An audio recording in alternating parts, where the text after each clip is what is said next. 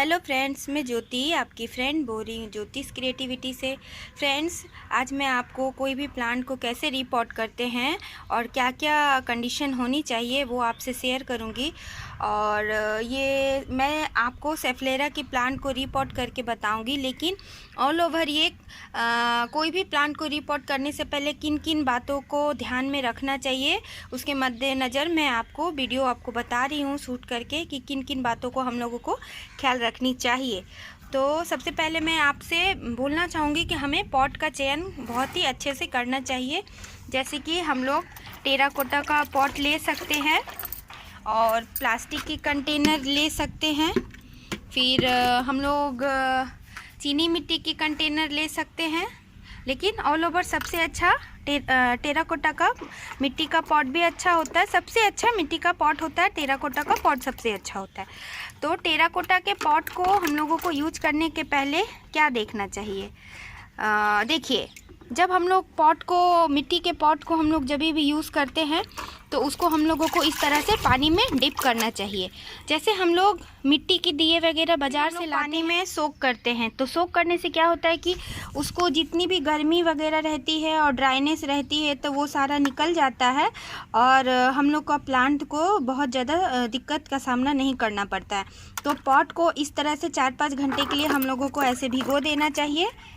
ये सबसे पहले हम लोग को ध्यान रखना है मिट्टी के पॉट के लिए। और अगर प्लास्टिक का कंटेनर हम लोग ले रहे हैं तो उसके ड्रेनेज होल का हम लोगों को ध्यान रखना चाहिए।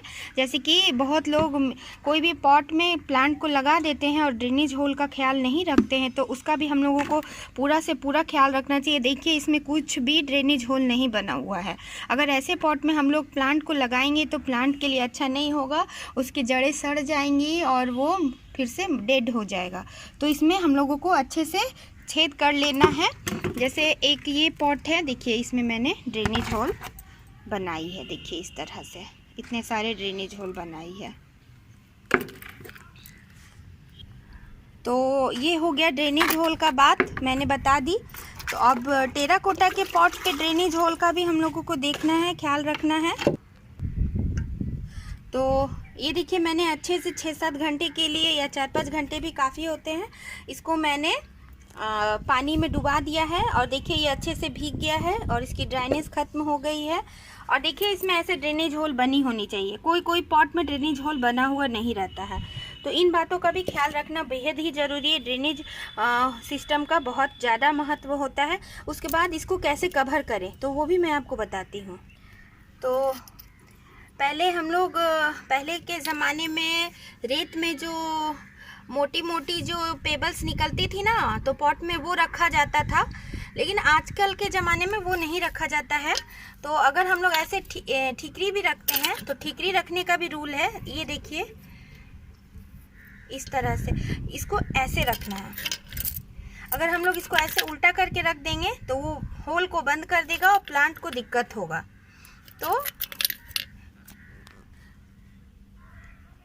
तो हम लोग को उल्टा रखना है, इस तरह से, ऐसे नहीं रखना है, ऐसे रखना है।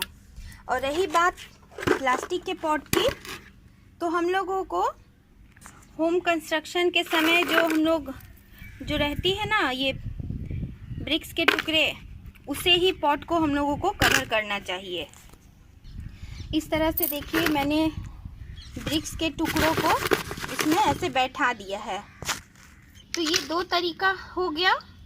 और तीसरा तरीका है कि जो आजकल मार्केट में जो कपड़े की थैली मिलती है उसको हम लोग ऐसे बिछा देते हैं और उसके ऊपर हम लोग मिट्टी दे के थोड़ा सा प्रेस कर देते हैं और उसके बाद हम लोग फिर उसमें मिट्टी डालते हैं।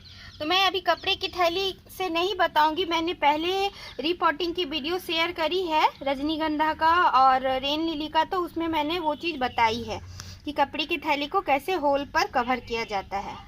तो अब हम लोग चलिए बात कर लेते हैं मिट्टी की। तो मिट्टी बनाते समय भी हम लोगों को बहुत ध्यान रखना चाहिए। ये देखिए मैंने इसमें कुछ कोकोपीट का यूज़ किया है।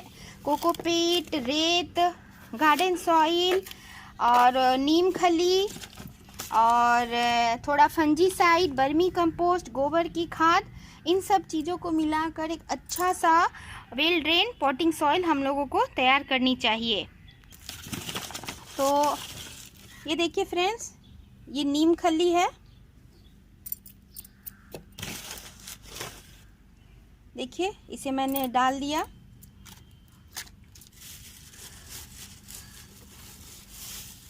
और इस तरह से देखिए कोकोपीट का ब्रिक्स मिलता है।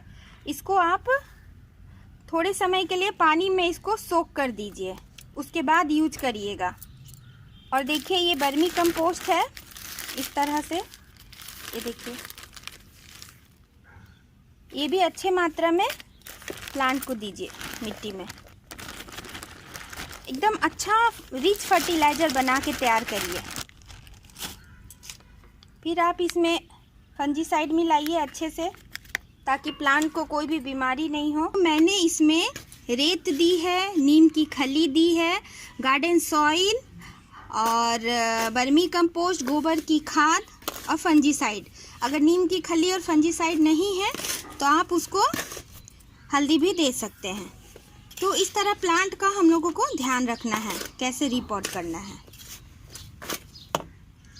तो फ्रेंड्स ये देखिए, ये मेरा एप्सम सॉल्ट है